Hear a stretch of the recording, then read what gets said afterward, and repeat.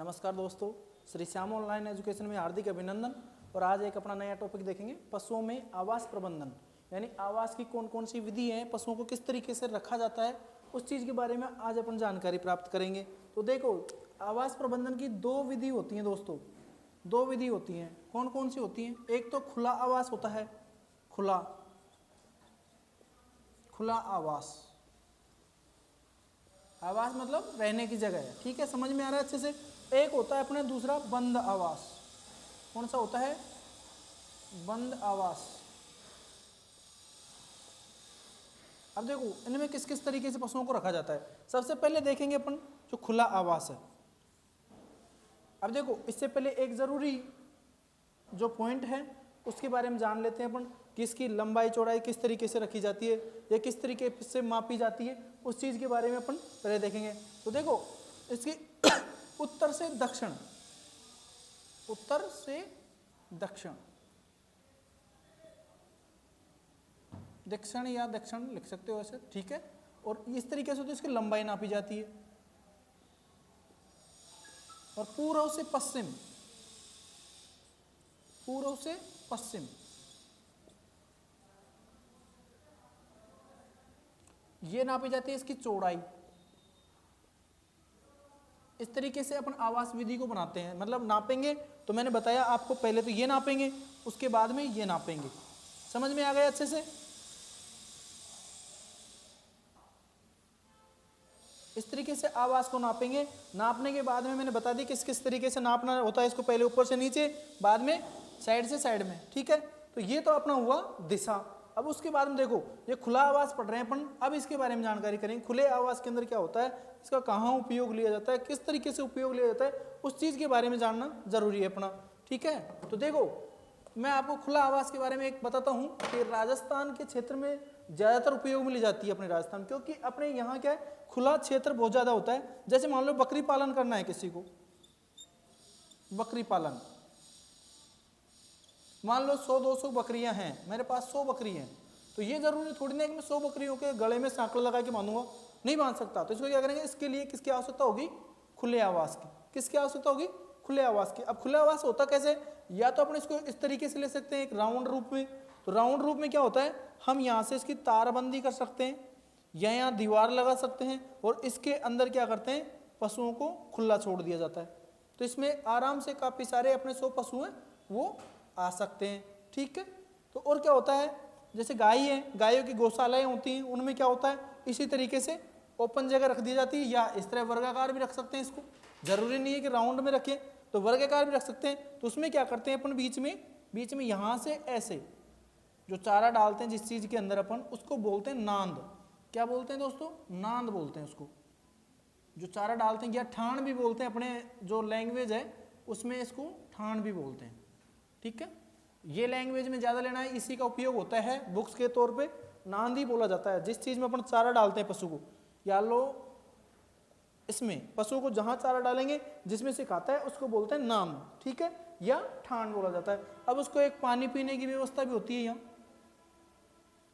उसको क्या बोलते हैं अपन? खेल या टंकी। तो टंकी की सहायता से तो डायरेक्ट पीता नहीं है, तो उसको बोला जाता है खेल, ठीक है दोस्तों।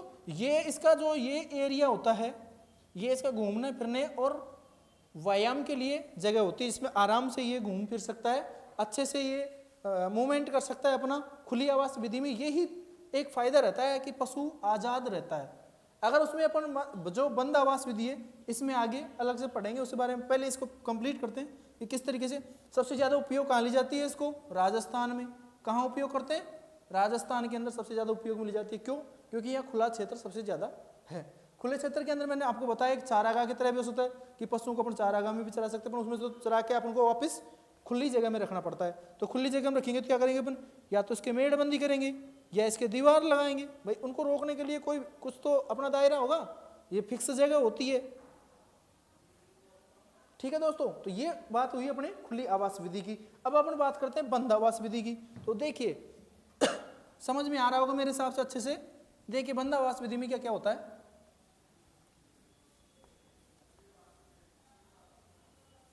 छोटे पशुओं के लिए या गायों के लिए जो खुली आवास विधि रहती है अच्छी रहती है, उसमें सारी चीज़ें आ जाती हैं। अब देखिए बंद आवास विधि के अंदर क्या होता है, ये भी दो प्रकार की होती है। सबसे पहले तो ये शहरी क्षेत्रों में उपयोग में ली जाती है। कहाँ उपयोग में ली जाती है? शहरी क्षेत्रों में। क्यों? क्योंकि सर शहरों में क्या होता है, ओपन जगह बहुत ही कम मिलती है, अपन को जो खुली जगह होती है बहुत कम मिलती है, तो इसका प्रयोग सबसे ज़्यादा कहाँ किया जाएगा? शहरी जगह में। ठीक है, इसके बाद देखो क्या होता है, इसके बाद देखो इसकी दो विधि होती हैं। दो कौन कौन सी होती है? एक तो होता है फेस टू फेस,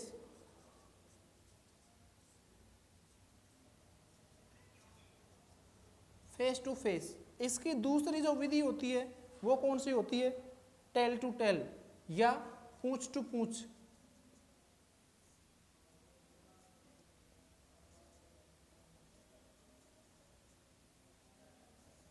समझ में आ रहा है? ये दो विधि होती है। अभी देखो इसमें किस तरीके से अपन पशुओं को बांधते हैं, क्योंकि इसमें तो बांधेंगे। क्यों बांधेंगे? क्योंकि इसमें क्या होता है दोस्तों, खुली जगह नहीं रहती है, तो अपन क्या करते हैं, एक इसका तैयार करते हैं जिसको बोलते हैं शेड। क्या बोलते हैं? शेड, जहाँ पशुओं को रखा जाता है। जब ओपन जगह नहीं रहती, यहाँ क्या होता है, इस तरीके से होती है, तो ये इसको ओपन बंद कर दी जाती है और ये ओपन रहती है आगे से। तो देखिए दोस्तों, नॉर्मल से अपने इस तरीके से समझ लो कि देखो पशुओं के आवास प्रबंधन के अंदर क्या होता है, अपन को भले मोटी मोटी चीज जाननी, जहां से किसने उठता है उस बारे में। तो मैंने बताया आपको, एक तो किसको ऐसी विधि होती है, ओपन विधि। ओपन विधि कहाँ उपयोग में ली जाती है?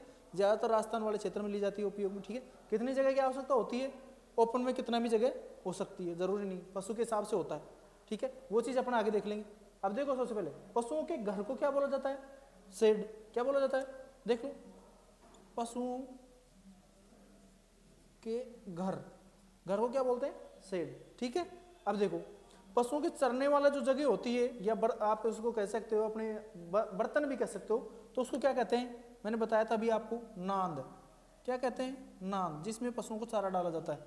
ठीक है, नांद हो गया। इसके बाद देखो अपनी जो बंद आवास विधि है ये आती है। बंद आवास विधि के अंदर क्या होता है कि दो प्रकार की होती है। एक तो होती है वन पंक्ति विधि, एक होती है दो पंक्ति विधि, यानी एक लाइन वाली विधि और दूसरी दो लाइन वाली विधि। तो एक लाइन वाली विधि के अंदर तो क्या होता है कि पशुओं को इस तरीके से, देखो मानो ये अपना मान लो घर है, इसमें इस तरीके से इनकी नांद बना दी है ये। ठीक है, तो इनको यहाँ क्या करते हैं, इस तरीके से लाइन टू लाइन बांध दिया जाता है। बांधने के बाद में ये इससे चारा खा सकते हैं आराम से। इस तरीके से सिंगल लाइन होती है।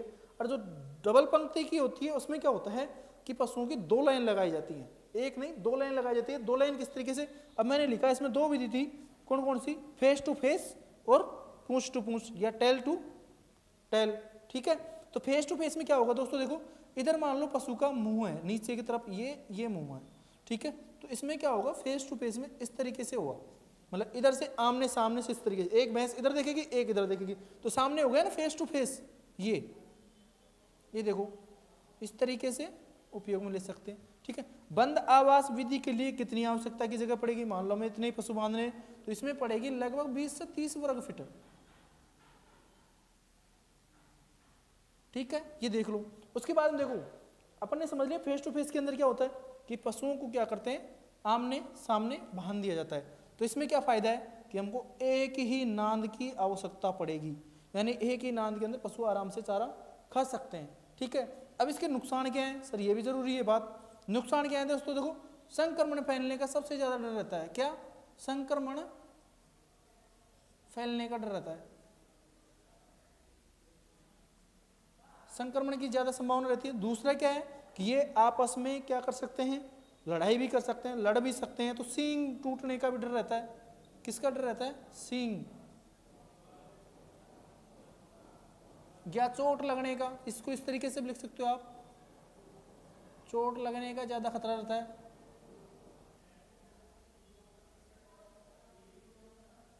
ठीक है, अब देखो ये अपना कंप्लीट हुआ। अब इसके बाद देखो ये टेल टू टेल, इसको इंग्लिश में बोलते हैं टेल टू टेल। ठीक है, टेल टू टेल के अंदर क्या होता है दोस्तों, इसके अंदर होता है कि पशु को क्या करते हैं कि आपस में इधर मुंह करेंगे, एक पशु का तो दूसरे पशु का इधर मुंह करेंगे। ठीक है, समझ में आ रही है? यहाँ क्या होता है, एक नाली होती है, क्या होता है, एक नाली होती है, जिसमें क्या होता है कि जैसे ही ये मान लो कि ये यूरिन करेंगे तो इस नाली के थ्रू बाहर भेज दिया जाता है। समझ में आ गया कि दोनों पशुओं की गंदगी क्या हो गई, एक जगह इकट्ठी हो गई। तो दूसरा फायदे क्या है इसके कि ये आपस में लड़ नहीं सकते, संक्रमण नहीं फैला सकते, चोट नहीं लगा सकते। क्यों? क्योंकि मुंह तो इनका आमने सामने तो रहेगा नहीं, विपरीत दिशा में रहेगा, एक का ऊपर एक का नीचे। समझ में आ रहा है अच्छे से?